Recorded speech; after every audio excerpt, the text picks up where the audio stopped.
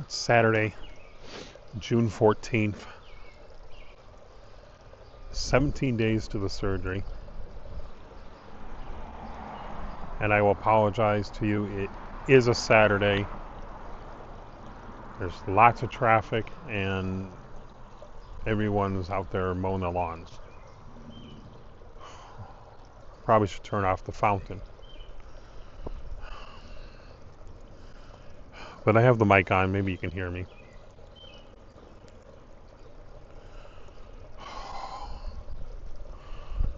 I haven't posted a video since my trip up to Milwaukee on Wednesday. I recorded a video on Thursday, but I accidentally deleted it when I was trying to delete something else from the SD card. I screwed that one up. But I wasn't very mentally there on Thursday.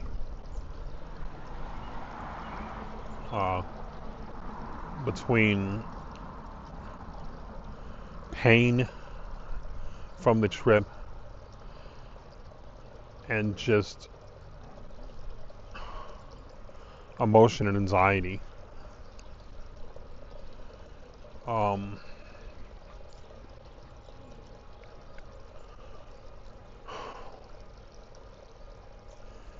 All right, so how did Wednesday go? We left pretty early, about 8 a.m. Got there in pretty good time. We didn't hit a lot of traffic. We were kind of right after rush hour up there and going the opposite direction of rush hour here.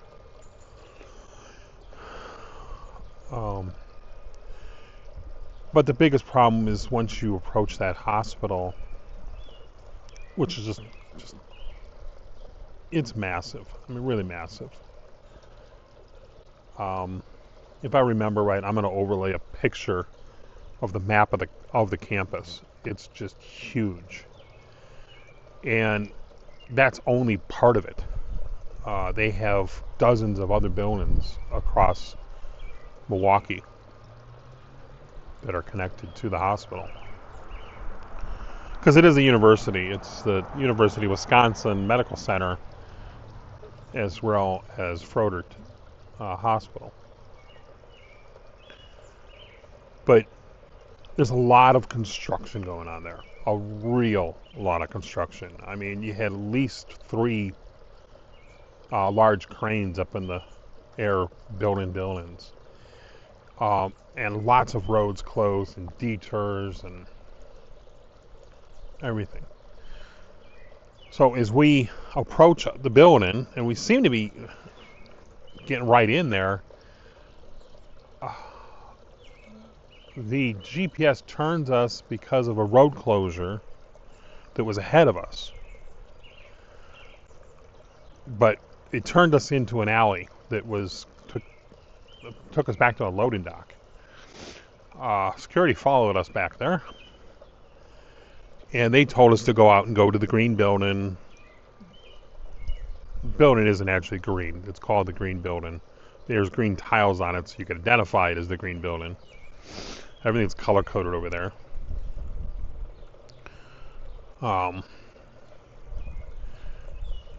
But there was miscommunications, and when we approached it, we were way off the one direction. We didn't realize there was a parking garage under the building that most of my appointments were in, which is about a 10-story building with, I think, 3 or 4 sub-level basement.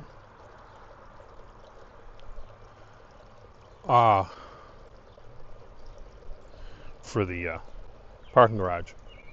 So we ended up in the parking garage next to the hospital and next to the building we had to go to. Well, first we went in there and we realized there wasn't any real open parking spaces.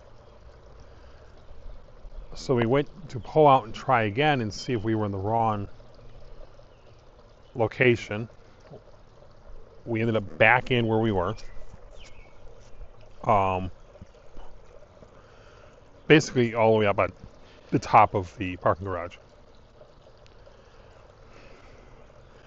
It was at that point I realized that even though this parking garage was right next door to the building I was going to, there was no way into the building that I was going to through this parking garage. I had to go into the hospital. So we go downstairs, we go into the hospital, and you walk in and you have a greeter there. There's a long hallway that's got glass gates in front of it. Next to that is an area where you go in and if you're a visitor and you have to get a pass. And then there's security. Well, we had to go through where the glass gate was to get over to, because that hallway eventually took us over to the building we had to go to. It was Skyway. But we had to go through security and then circle back. Which, okay, that's not very good security hospital. But that gets worse. I'll explain that one in a minute. This is editor Ken added in something I forgot in the video about the security issue. When we came back for my afternoon appointments for the Echo and got into the correct parking garage, the elevator takes you straight up to the floor, which I mentioned in the video. But there's no security. You literally bypass security by going into the parking garage under the building I was going into that is directly connected to the hospital.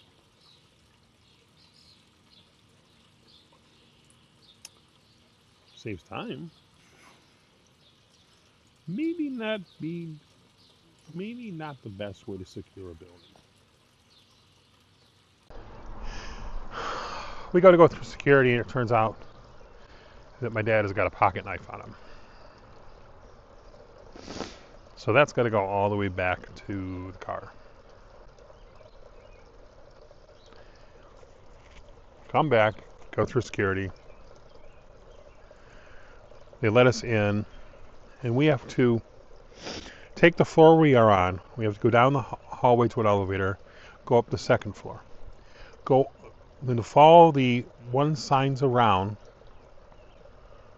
to another elevator, take it down to the first floor, go over to the elevator right next to it, and take it up to the third floor. And you come out of that elevator and just go around the corner to the appointments.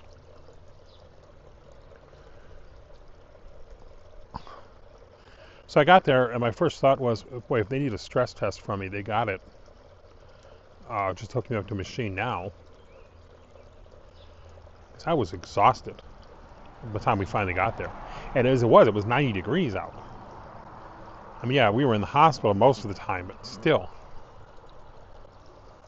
I hadn't had anything to drink or eat that day because I was expecting to get blood tests. So I go in, and they get me in pretty quick. I go in to the back room, they do the weigh-in, and they measure me. Somehow I've lost 2 inches in height. I've been 5'10" my whole life, 5'10", 5'11", now I'm 5'8".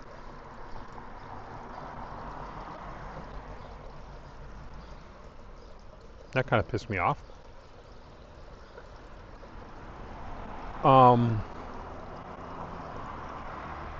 So then I sit down with a nurse, and she goes through a whole bunch of the paperwork and talks to me about a bunch of different things, and that I'm going to have to be at certain locations and certain things, and she checks, does the blood pressure, temperature, the normal stats.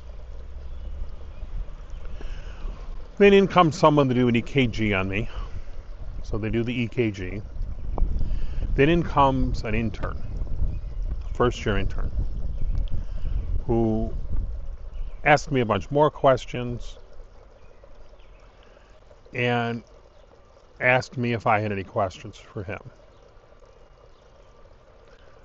If I realized at first that he was a first-year intern, I would not have asked the questions because he didn't have any proper answers. I asked him, do you know what the actual procedure is they're doing and what they're actually removing? Because they've never 100% told me. And he says, from what I understand, it's a little bit of the belly.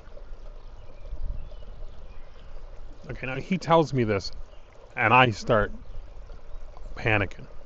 Because I'm like, I'm not going through this hell to have a little bit of the belly removed. So that got me. I'm like, no. That can't be right. So then in comes the doctor of anesthesiology. And she goes through the procedure and talks about the dangers of the anesthesia and asks a lot of questions about the anesthesia. Look at some of my other test results.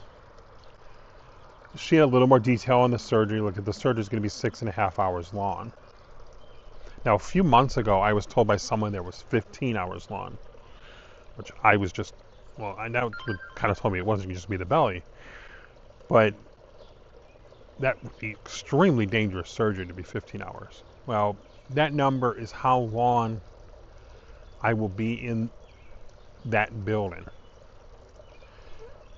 I will be going through the surgery in the same building that I was in for all these appointments, 6.5 hours, and then the rest of that time is in recovery before they transfer me next door into the hospital, into a hospital room. Probably ICU the first night.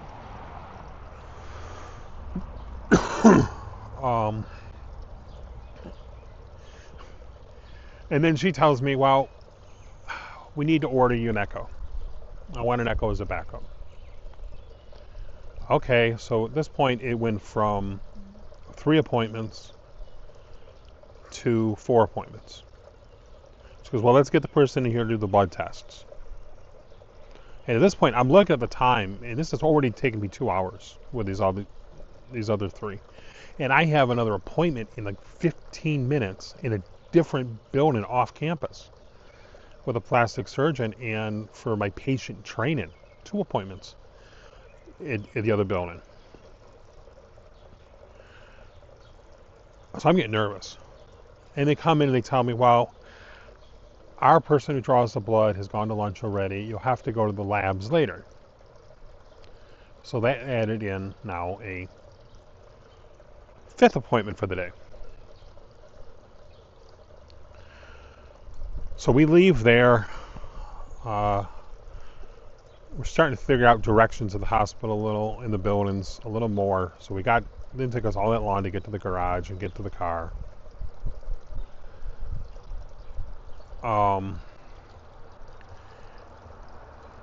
And we left there, and we actually got to the other building. There wasn't construction. We got there in 5 minutes.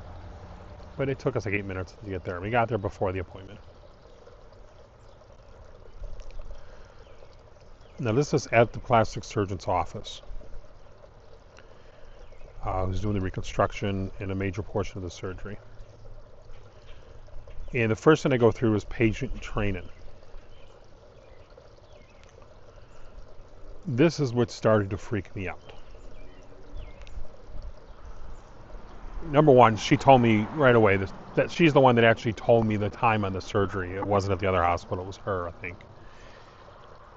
And she said, well, she'll have the doctor talk to me more detail, but it's a lot more than just a belly.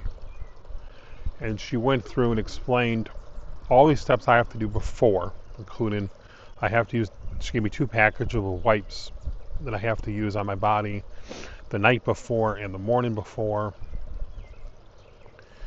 I have to do a whole bunch of other things. Then she's going through this huge list of stuff that I have to initial and sign off on little things that can happen. such as that they're going to be using blood products. Possibility of problems with blood products. Signed off on that. The possibility that, well, possibility of death. I think the paperwork said 20% chance of death. Even though the doctor assures me that's not accurate. That it's not going to be a 20% chance of death from the surgery.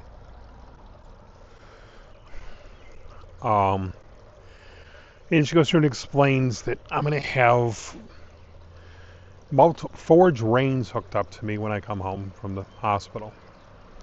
And the hospital, it's going to be the insurance only wants to give me 4 days max in the hospital. They're going to try to push that, but 4 days max they want to give me. And that includes the day of the surgery. Oh, hole number 1.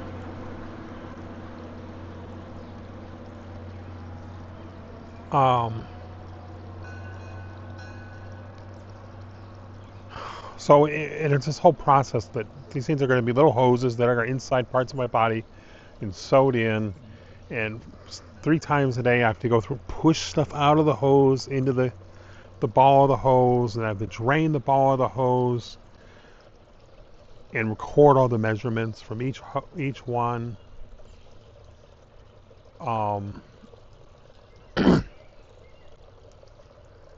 And then I'll probably be on that several weeks. Really depends on how fast my body drains off. She also told me that for those several weeks I must sleep sitting up, which I'm real glad that I'm working on getting a replacement hospital bed, because I don't have a chair I can sit in. Now, I might after this. I mean, I might be able to work in one of our recliners after this. It's very possible.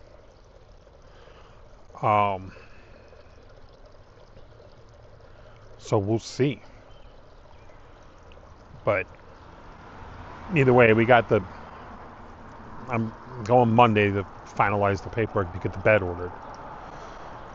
And it's supposed to be delivered on the day of the surgery.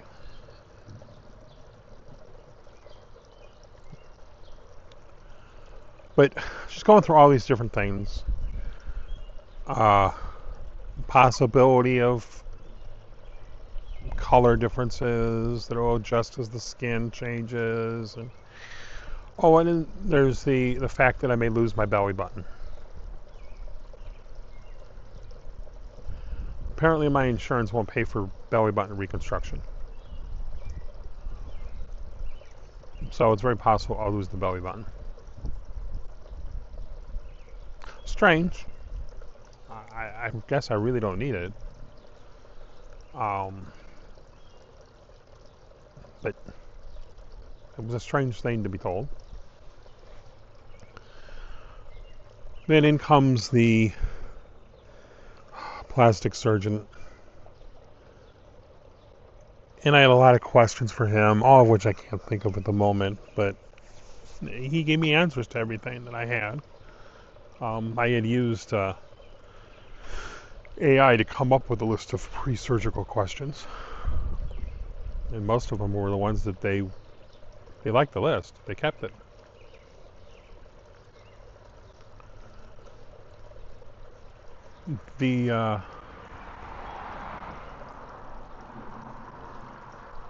Okay, they didn't like Tanya's "when can I start drinking vodka," but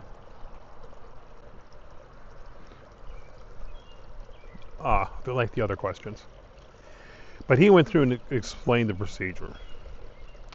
They are removing, the lymphedema comes up to actually right above my belly button. So mid-belly down, they're getting rid of the affected tissue, which is why I will possibly lose the belly button. We'll see what he can do, but there's a strong possibility. They're also removing the whole growth and doing reconstruction around the area of the penis and the testicles, which is mostly the reconstruction is they're tightening things up because they're removing so much skin. Altogether, there will be 2 plastic surgeons involved, 2 doctors, including the primary surgeon in charge of the whole thing from urology, 5 students, plus all the nurses and anesthesiologists.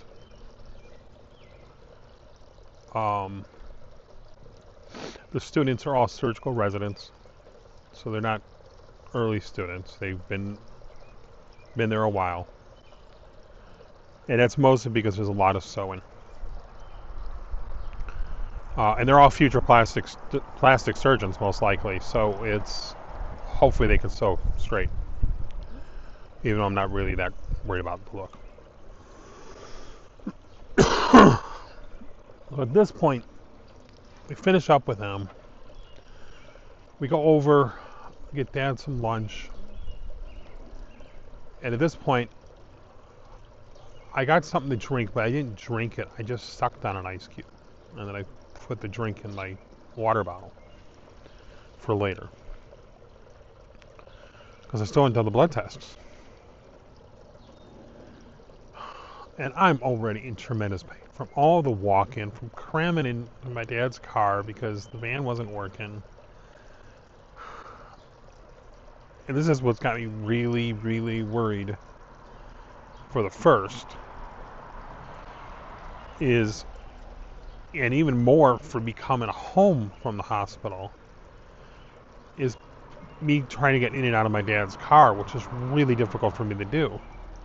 Even though the growth won't be there when I come home, I'm going to be weak. And the van doesn't want to work. We couldn't use it this morning. It won't start. So we got to work on that.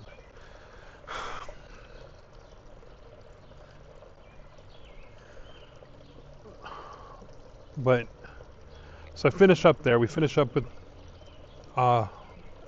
Dad's lunch.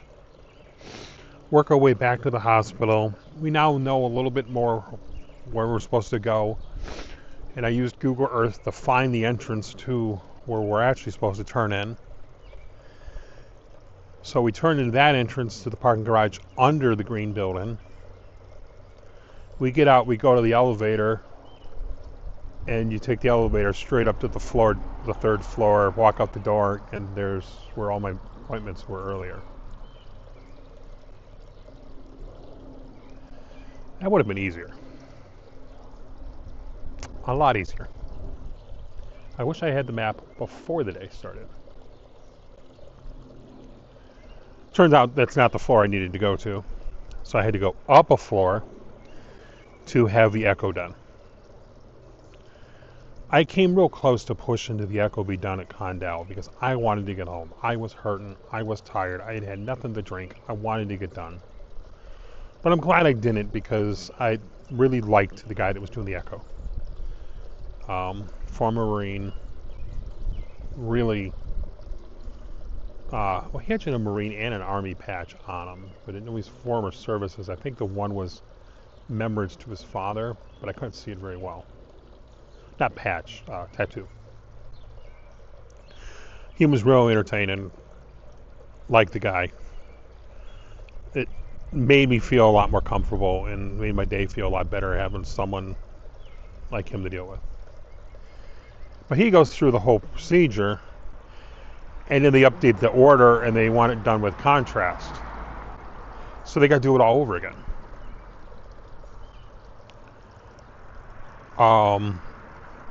They finish up that. I go out, get Dad. We go down 2 floors to go to the lab to get the blood tests. And the lab is closed for the day. It's now 4:30 in the afternoon, 4:45 in the afternoon. They closed at 4:30. So I went all day without anything to drink or eat for no reason. I don't think I would have eaten anyways. Just between my normal nausea, I didn't take the Wegovy that morning because I didn't want to add to the nervousness, nausea. So we get that there and we head home. right into rush hour.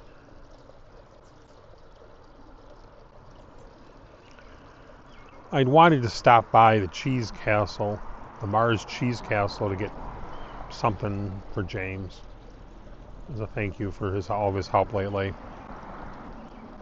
But as we're getting closer to it, my pain was just getting so bad. I didn't have any pain meds. I had still had not had hardly anything to drink, and I had to go to the bathroom real bad. And since I can't use a public restroom currently, I had to get home. So we just continued. We got home, and I was just wiped. I texted them on the way home. Well, sent a message to the nurses on the way home and said I couldn't get the blood tests. Can you send them down to Advocate Condell? And they did. And I went over and got those this morning. A little worried because the results came in already, and it says abnormal on one of them. And that's my blood, the blood count.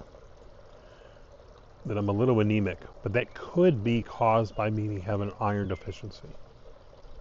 Because I ran into that issue when I used to donate blood all the time. So that could be it. I'm hoping that's it. I'm hoping this isn't going to screw over my surgery.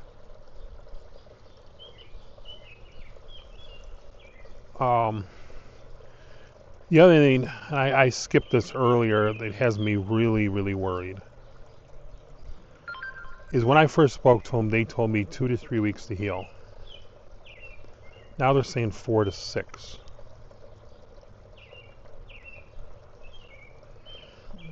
Maybe as much as 8. The other thing the doctor told me is that there is 100% chance of complications with wound complications. 100% chance.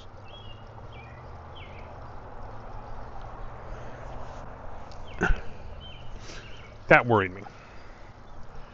Now, they're going to get me a wound care nurse to come and visit me here.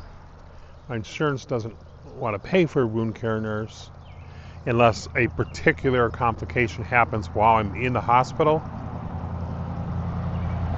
And the doctor said that I've already had that complication according to him. So that should take care of me getting the wound care nurse. But I don't think that's going to help much. Still, I'm worried about the wounds. But I'm more worried about getting healed enough that I can take Clara to college. So that's got me worried.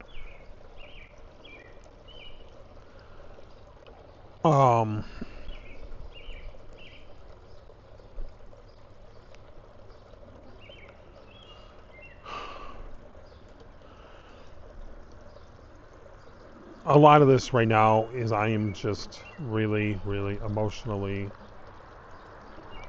drained and upset and tired. I didn't sleep at all last night. I'd wake up and I couldn't get this damn surgery out of my mind.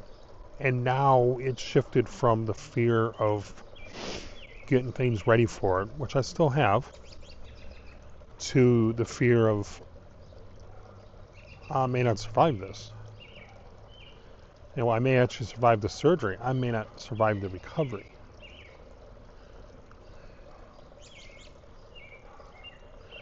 So I'm just...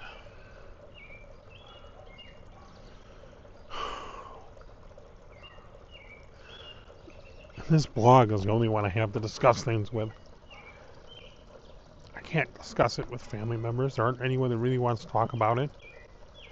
And I don't really have anyone else to talk to.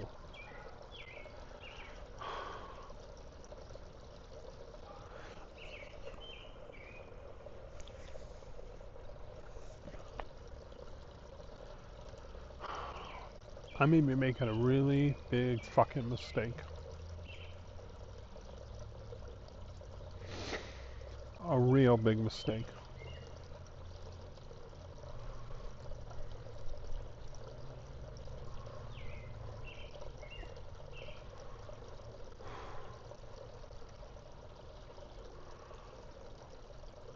This is countdown to my surgery, and may be a countdown to my death. I could be dead in 17 to 20 days. In a month, I could be gone.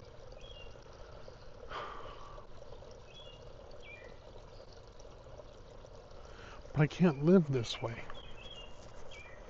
So it's one of those... I'm doing this because I want to be able to be there for Claire in the future. But what's going to kill me now...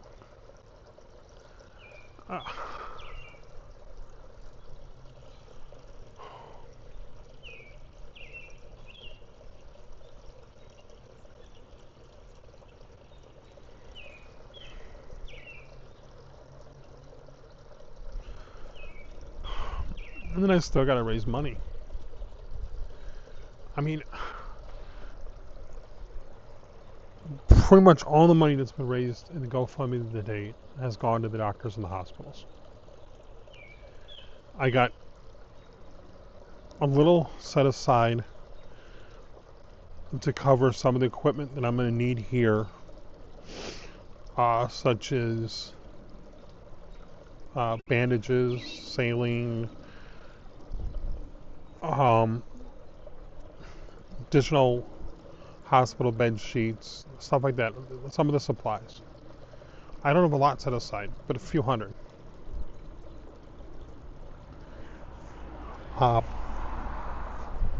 And I'm going to have a whole bunch of hospital bills I'm going to get hit with probably Monday. And I got to make a payment on those because I have to show to the hospital that I'm credible to make payments, because they could still cancel the surgery because of me not giving them a down payment. But I never raised enough to give them a down payment.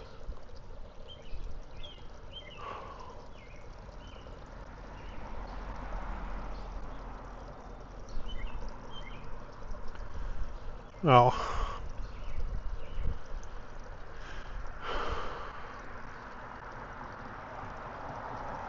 I don't know. I really don't know.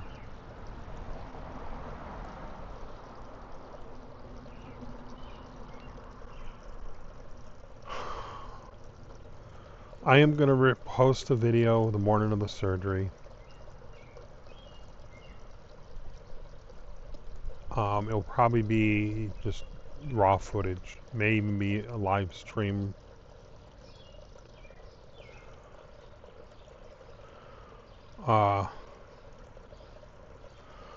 Then I will attempt to record something if I'm physically up to it the next day or within a couple of days. But essentially, that after that, if you don't see any posts after the first, you can unsubscribe. I'll give me a week or two, so if you don't see any posts by mid-July, there's probably no reason to watch the channel anymore.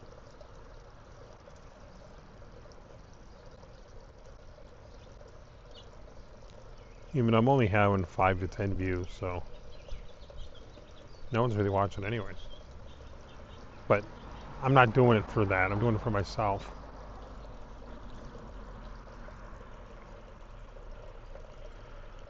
Well,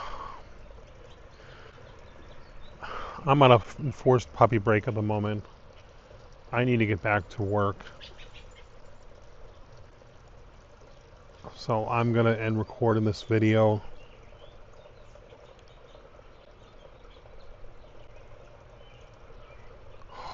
It's probably a rambling mess anyways.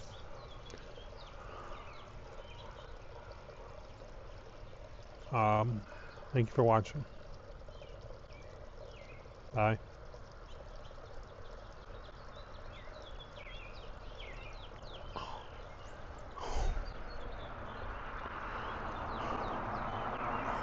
My joints are hurting so bad, it's hurting to reach over and hit the damn stop button on the camera.